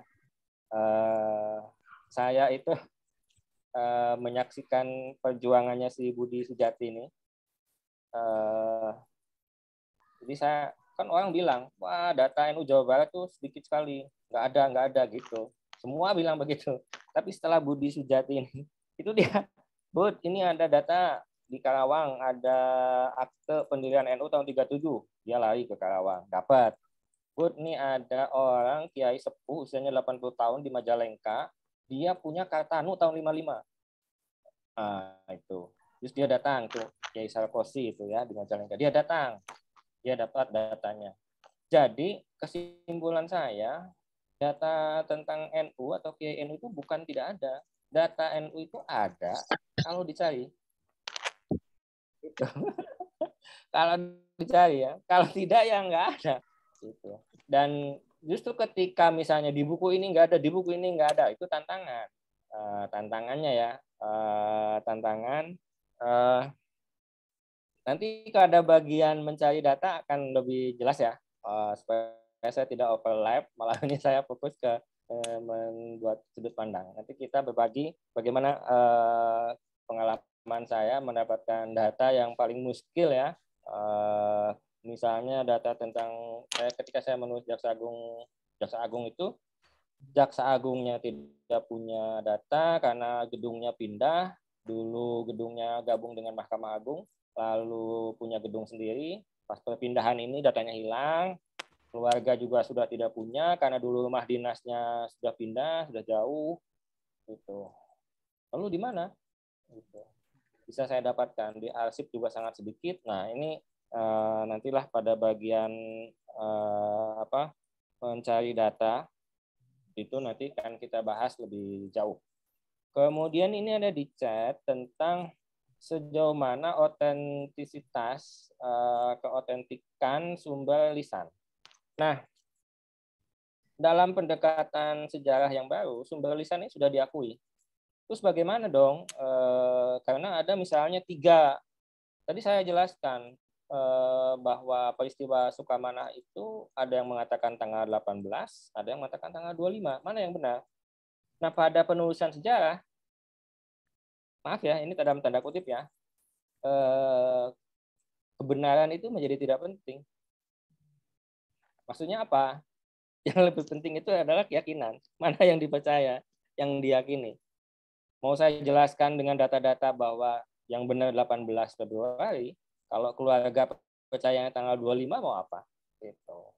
Jadi pada satu titik kebenaran sejarah itu menakutkan. Itu kata Profesor Bambang Purwanto ya, guru besar sejarah di UGM. Jadi bagaimana dong? Nah, kita ini sebagai penulis kan sudah diajarkan, kita ini belajar fikih, belajar usul fikih, fihi qaulani. Kata Imam Nawawi begini, kata Imam Rafi'i begini. Ya sudah, kita begitu saja. Nggak usah menyimpulkan. Nah, jadi ketika menjelaskan seorang tokoh dari sumber A misalnya dijelaskan bla bla bla bla bla, ngajinya di sini, kemudian bisa kita mix, bisa kita gabung, tapi ketika tidak, tetapi menurut sumber X, beliau itu begini. Kita sajikan aja apa adanya. Tidak perlu takut, nanti membingungkan, nggak usah. Kita sudah dilatih bingung kok. Sekarang lagi heboh, LBM PWNU Jatim mengharamkan kripto. Kemudian LBM Jogja menghalalkan. Kemudian LBM Jawa Tengah maupun. Nah, nanti mungkin di muktamar akan diputuskan. Nah, jadi perbedaan pendapat itu, makanya Gus Isom bikin status perbedaan pendapat biasa, tapi mencemooh, mencela itu kurang ajar kan. Nah, jadi jangan takut ya, karena sepanjang yang penting jangan begini. Yang penting jangan menurut mimpi yang saya dapatkan. Nah, ini jangan ya. Ini enggak ilmiah ini. Tapi sepanjang sampean punya sumbernya, ada namanya, menurut Ibu Nyai X, menurut Bapak Kiai A. Itu sahih ya, itu kuat ya. Yang penting jangan kemudian juga tidak menggunakan cara-cara yang tidak ilmiah lah. Itu tidak dianjurkan. Jadi sepanjang ada sumbernya, istilahnya kita meminjam mulut orang lain ya. Itu dikenal di dunia jurnalistik, Mbak Ila sangat paham soal itu. Itu kita aman ya. Nanti yang disalahkan bukan kita, yang disalahkan narasumbernya. Jadi jangan takut, sepanjang ada yang menjelaskan, ada sumbernya, itu kita aman sebagai penulis. Silahkan yang lain.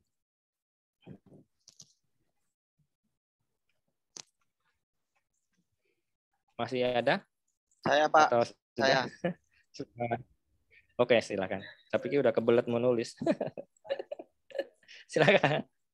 Saya Abdullah Muafak dari Kediri, Pak. Ya, silakan, Mas. Nah, itu tadi Bapak bilang katanya lebih baik menulis orang-orang atau tokoh yang sudah meninggal, gitu Pak ya. Intinya sebetulnya bisa tokoh yang masih hidup atau sudah meninggal. Tapi kalau sudah meninggal itu lebih gampang. Dalam artian kan orangnya nggak akan protes. Jadi kita bisa lebih leluasa gitu. Kalau masih hidup kan kagok kita. Itu Pak, saya mau tanya. Silakan. Nah, pengalaman buruk masa kecil itu Bapak saya juga sering menggali sejarah-sejarah wali, karena di Tuban itu bumi wali. Jadi setiap desa itu hampir ada walinya.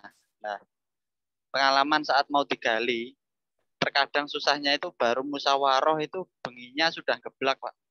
Geblak didatangi wali. Nah, apakah juga itu, Pak, jadi pengalaman buruk dari keluarga yang akhirnya tidak berani lagi mengungkap cerita-cerita wali seperti itu, Pak. Baru musyawarah aja malamnya sudah didatangi, dilarang seperti itu, Pak. Nah, ya. Apakah itu juga termasuk atau ada amalan-amalan di dalam itu, Pak? Ritual untuk apa gitu, Pak? Ya. Menarik ini. Baik, Mas. Itu salah satu resiko ya. Makanya kita ketika akan mulai menulis ini memang pakai perhitungan ya, pakai hitung-hitungan. Saya sangat terkesan dengan tim yang dibentuk oleh keluarga Syekhona Khalil ya. Jadi mereka membentuk tim inti dari cucu cicit Syekhona Khalil, kemudian berkeliling mencari data tentang Syekhona Khalil ke santri yang tercatat pernah mondok di Bangkalan. Nah, ketika saya menulis yang Sukamanah itu saya sangat saya membatasi sekali karena menurut saya Ki Zainal Mustafa ini wali yang kelasnya tuh tinggi ya. Saya nggak berani terus terang sepanjang saya bilang belum ada tim keluarga untuk melanjutkan penelitiannya. Jadi memang dalam kasus ini di kita ada tradisi ya Mas yang dicontohkan oleh keluarga Bangkalan itu sangat bagus. Nah kalau jenengan masih menemukan cucu cicit dari wali tersebut itu bagus. Ditemui lalu sanjang wadul ini bisa enggak gitu. Susah. Nah kalau gitu ya sudah gitu. Tapi kalau memang keluarganya mengizinkan dan senang ya kita jalankan. Jadi kita ada backupnya, ada backupnya Mas. Nah, saya juga untuk lebih lanjut menelaah Ki Zainal Mustafa juga saya menunggu dan sampai hari ini keluarga Sukamanah belum membentuk itu ya sudah saya sudahi sampai buku yang materi yang saya tuliskan di buku itu. Jadi sama Mas itu memang kendala buat kita untuk tokoh-tokoh spiritual semacam itu. Ya ini dunia gimana ya itu kasunyatan di lingkungan kita gitu. Ya ini kita orang buktinya memang geblak lebih ya. Itu memang nah mungkin sampean bisa menelusurinya dari yang misalnya ada keturunannya yang masih hidup atau dari cerita yang umum yang lebih umum gitu dari kawamahnya misalnya dari apa tanpa ada pretensi untuk menggali lebih lanjut karena memang ada tokoh-tokoh yang tidak mau ya diungkap lebih ini. Jadi kehebatan beliau itu justru ketika misteri. Nah itu memang salah satu daya tarik Nahdlatul Ulama ya, karena banyak misterinya. Nah, banyak misterinya. Misalnya ya itu yang saya tulis kemarin di subdomain kami itu di Bandung di Jawa Barat. NU kan punya aturan ya kalau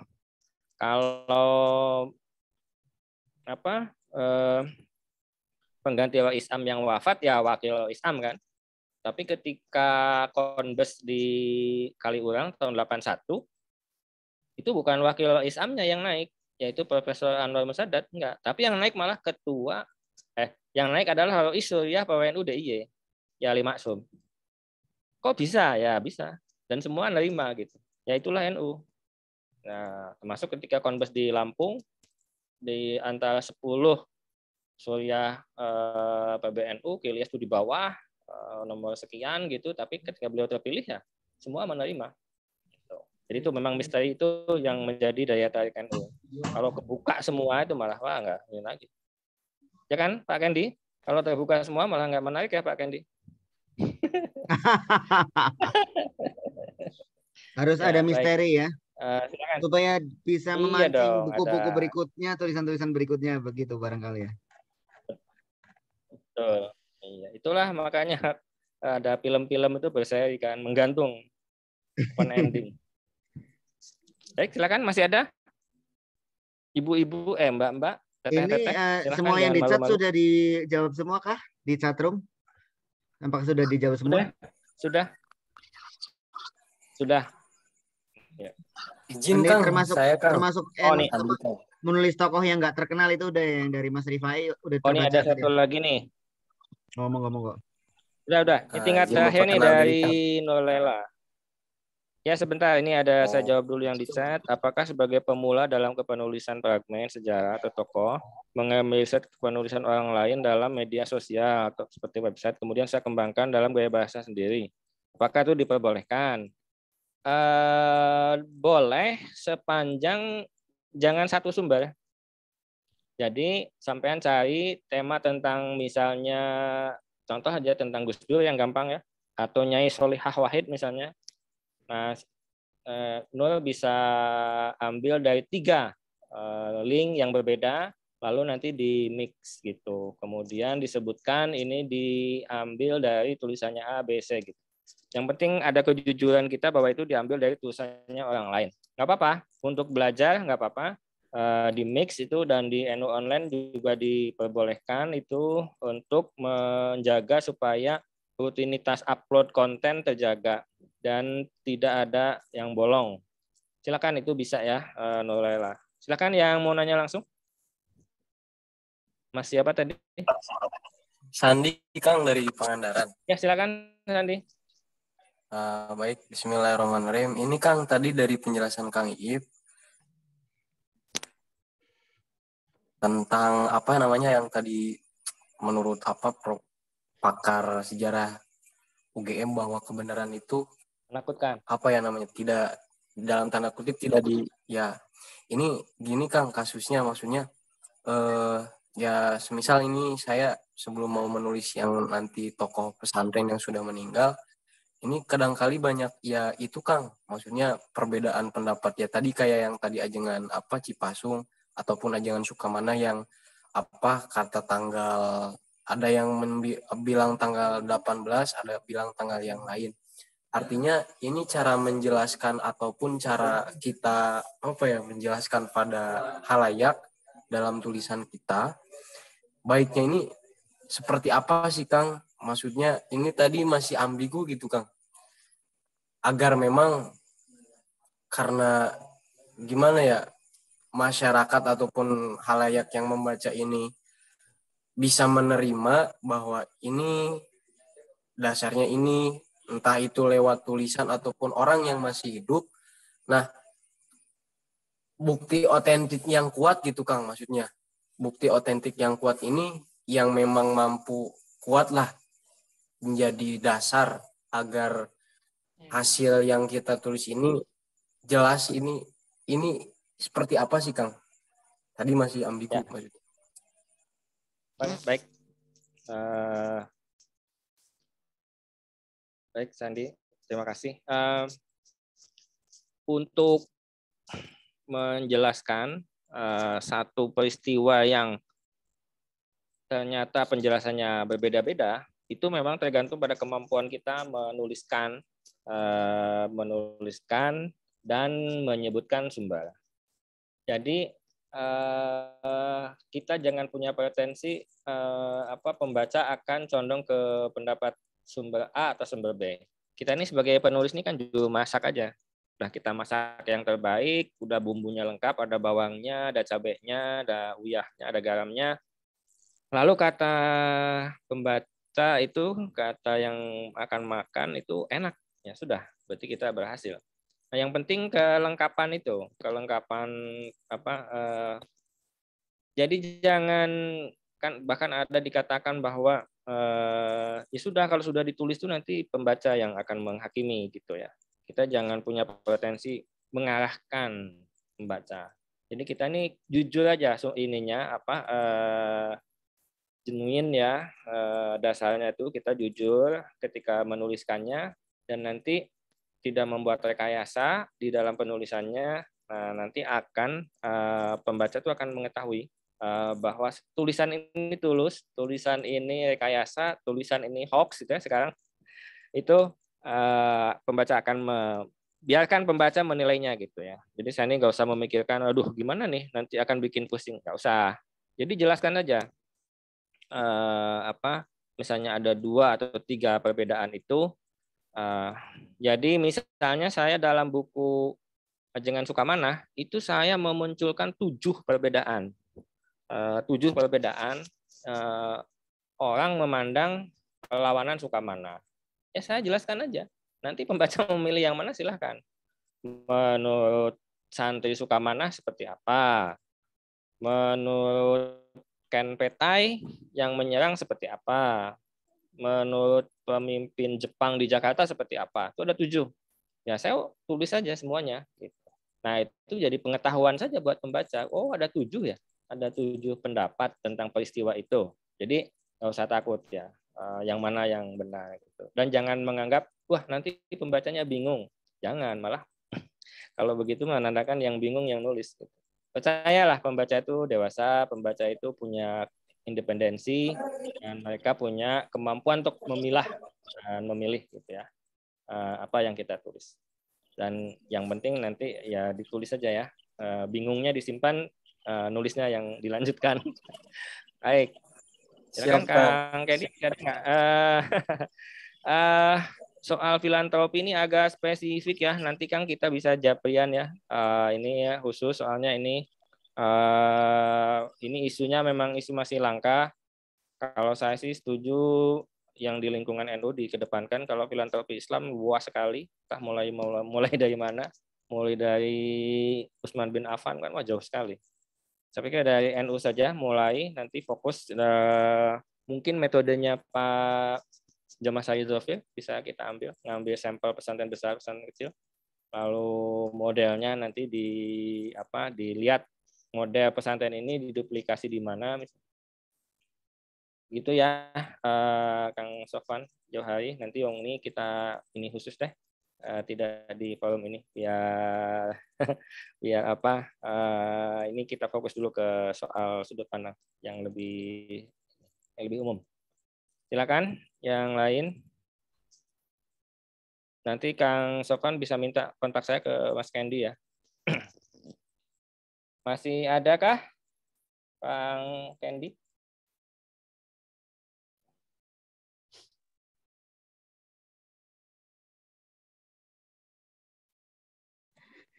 Halo. Ya. Ini udah pada paham nih. Ini moderator yang sebelumnya udah pergi ya. Ditugaskan hilang. Moderator yang sebelumnya iya mungkin karena tahu karena melihat saya tadi sempat bolak-balik. Ya, intinya Kang Iip ini sangat saya juga baru tahu bahwa beliau itu sepak terjangnya begitu banyak ya dalam hal menulis sejarah gitu sampai menghasilkan buku-buku yang bersama Canisius dan umat agama lain gitu. Nah, ini ada teman juga nih, aku tawarkan nih, Mbak Nelly, mau nanya nggak sesuatu barangkali?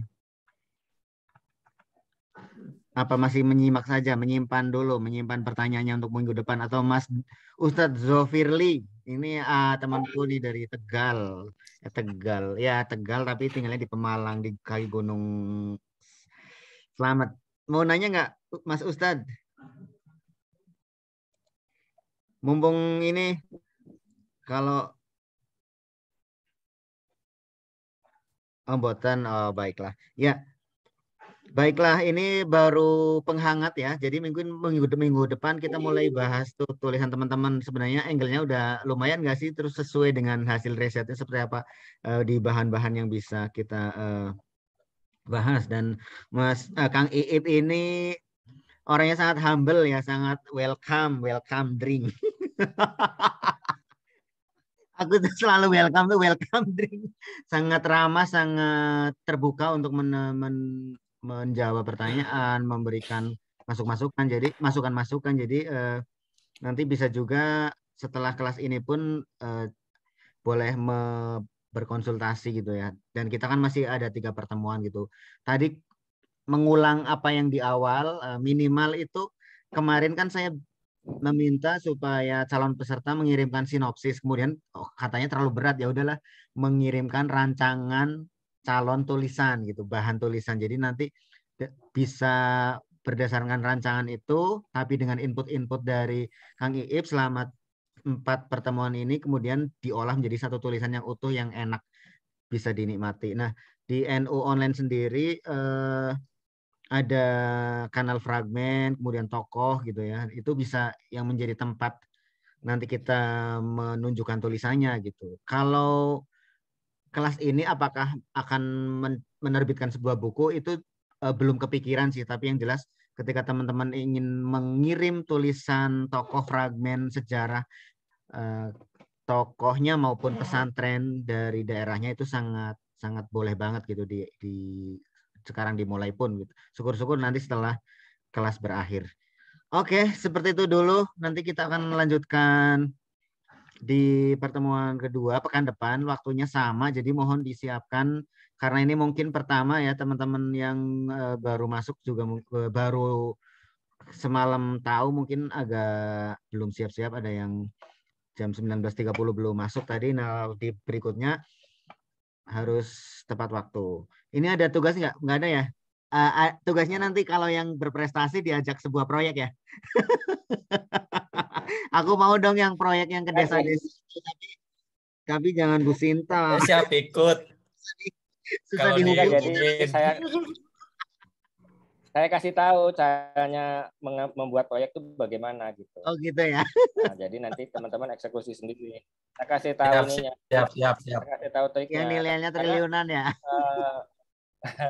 Penulis itu pekerjaan yang masih terbuka sekali, langka itu. Masih langka, masih terbuka lah. Ya. Iya. Salah satu penulis yang biografi yang sekarang paling kaya, paling terkenal itu Albertine Endah ya. Iya. Ketika itu dia menulis biografinya Ibu Ani Yudhoyono. Nggak, Ibu Ani. Iya. Ibu Ani. Nah, yang Krisdayanti meledak juga, tapi yang Ibu Ani itu kan Ibu Ani bukunya nggak meledak ya. Terus ditanya sama wartawan kan, ini cerita sukses aja ya, kita cerita senang-senang lah ini. Iya, cerita suksesnya dulu. Sama wartawan, Mbak Endah, berapa tuh dapat berapa tuh dari nulis buku Bu Ani? Cuma cukup buat sewa apartemen katanya di London. Menarik ya. Itu kan, iya menarik ya. Jadi kali aja dari sini bisa dapat beasiswa S2 Kak Candy. Amin. Ini Arfan Iya, ini iya. di N1 Banten, Kang Ip. Arfan, penulis di N1 Banten. Iya. Bagus lah. Banten harus mulai ini. Siap, mohon bimbingannya. Ya, sama-sama, insya Allah. Oke.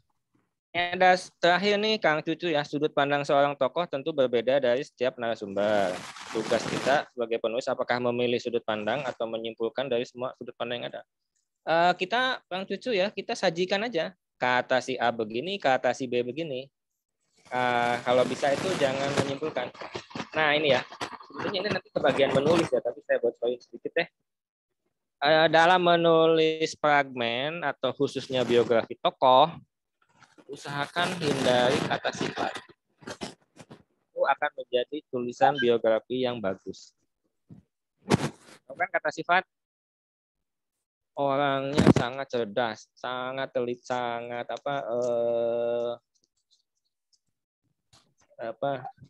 cintanya membara gitu. Itu sangat itu kita hindari. Jadi sebisa mungkin itu dihindari ya kata sifat itu. Bahwa orang memahami seorang tokoh itu usahakan dari kalimat atau kata-kata yang kita dia pintar. Kan kita jelaskan dia hafal Alfiah, dia hafal Batul Mu'in, dia hafal Jalalain, dia hafal. Itu nggak usah dijelaskan. Daya ingatnya sangat kuat, nggak usah. Itu. Nah dari penjelasan itu sih, nah saya sangat rewel ya. Kalau menulis biografi itu menghindari kata sifat. Nah, kelemahan kita sebagai penulis pemula itu memang kebanyakan itu kata sifatnya. Jadi orang tuh sudah dipaksa memahami si tokoh itu dengan kata-kata sifat banyak sekali. Orangnya sangat soleh. Siapa yang bisa menilai kesolehan orang? Orangnya sangat beriman, apalagi. Orangnya sangat bertakwa itu. Nah, ini nggak bisa itu. Nah, yang paling jago mendeskripsikan yang semacam ini pakai Pak Kendi nih, Pak Tohari. Jadi dia misalnya bisa menjelaskan bagaimana daun jatuh dari pohon ke tanah itu tidak dengan kata sifat gitu, tapi mendayu-dayu ya.